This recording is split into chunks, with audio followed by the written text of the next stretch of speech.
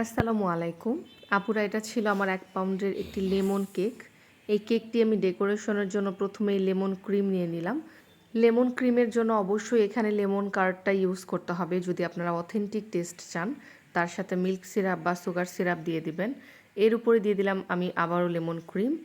এখন আপনারা চাইলে এক্সট্রা করে আরও লেমন কার্ড দিয়ে দিতে পারেন, কিন্তু অনেকের কাছেই এত বেশি টক খেতে ভালো লাগে না, আবার অনেকের কাছে ভালো লাগে। তা আমি এভাবে ব্যালেন্স করেই রেখেছি। আমি এক্সট্রা করে আর লেমন কার্ড দিচ্ছি না, আমি জাস্ট ক্রিমের মধ্যে দিয়েছিলাম। উপরে কেকের আরেকটি লেয়ার দিয়ে আমি এখানে মিল্ক সিরাপ দিয়ে তার উপরে আবারও দিয়ে দিচ্ছি ক্রিম।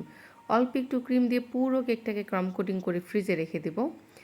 আজকে যে কেকটা আপনারা দেখতে পাচ্ছেন, আমার একজন ক্লায়েন্ট, ওনার 3 ছেলেমেয়ের বার্থডে পাশাপাশি, যেমন কারো 26 তারিখ, কারো 28, কারো 27 এরকম।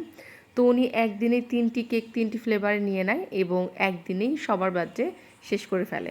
এর আগের বছরও তিনি আমার কাছে 3টি কেক নিয়েছিলেন, সেখানে অরেঞ্জ ফ্লেভারটা ছিল, তবে যেহেতু লেমন কখনো টেস্ট করেনি এজন্য এবার তিনি আমার কাছে একটি ভ্যানিলা, একটি চকলেট আর একটি লেমন কেকের অর্ডার করেছিলেন। 3টাই ছিল 1 পাউন্ড করে। 3টা কেকের ছবি আমি আপনাদের সাথে শেয়ার করব।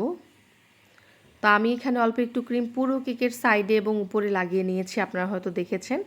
এখন আমি প্যালেট নাইফ দিয়ে কেকের সাইডটা সমান করে কেকের উপরটাও সমান করে নিচ্ছি। আর আপনাদের সাথে কথা বলতে বলতেই প্রথমে কিন্তু আমি ক্রাম কোটিং করে ফেলেছিলাম এবং ক্রাম কোটিং করে কেকটাকে ফ্রিজে রেখেছিলাম সেট হবার জন্য। এখন আমি কেকের সাইডের ফিনিশিং দিয়ে উপরের ফিনিশিং দিয়ে দিচ্ছি একটি ব্রেড নাইফ দিয়ে। ইদানিং অনেক আপুরাই মেসেজ দিচ্ছেন যে ক্রিম তৈরি করে রাখলে আপনাদের ক্রিম নাকি নরম হয়ে যাচ্ছে।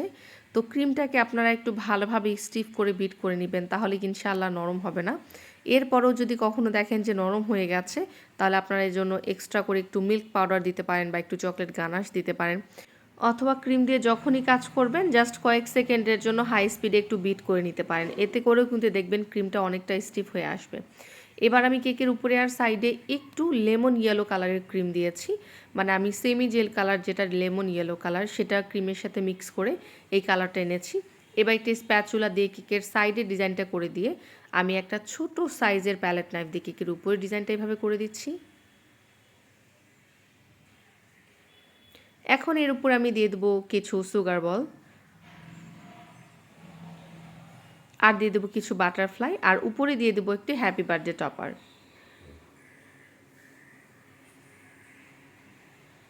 আমার কিছু কিছু রিপিট ক্লায়েন্ট আছে যারা আলহামদুলিল্লাহ শুধুমাত্র আমার কাছেই কেক নেয়, আর আমারও ভীষণ ভালো লাগে তাদের জন্য কাজ করে। স্ক্রিনে এখন যে 3টি কেক দেখতে পাচ্ছেন, এই 3টি কেক তিনি নিয়েছিলেন একসাথেই। আজ এই পর্যন্ত, ইনশাআল্লাহ কথা হবে নেক্সট ভিডিওতে। আল্লাহ হাফেজ।